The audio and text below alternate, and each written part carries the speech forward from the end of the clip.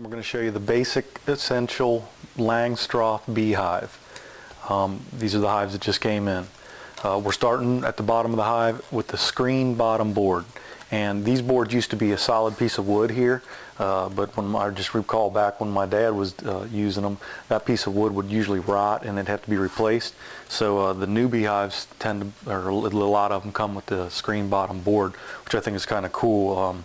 Mites fall through them, but of course the dead bees don't. They just get pushed out the front. So with any Langstroth beehive, you got the bottom board, and in this case a screen board.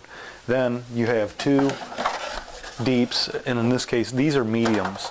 A deep would probably be about this much higher, and typically you'll have two deeps for the brood chamber. That's where the queen lays the eggs.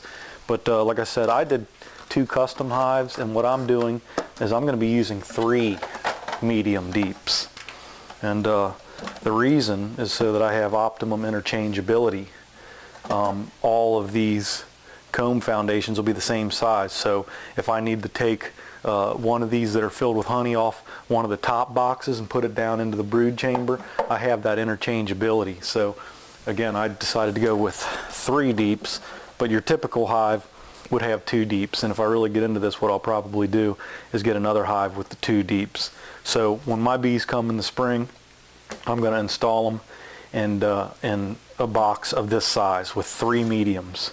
And then after the boxes, you have the inner cover, and it allows the bees to come up through this hole, and there's notches on all 4 sides of this to allow them to escape out from under the outer cover.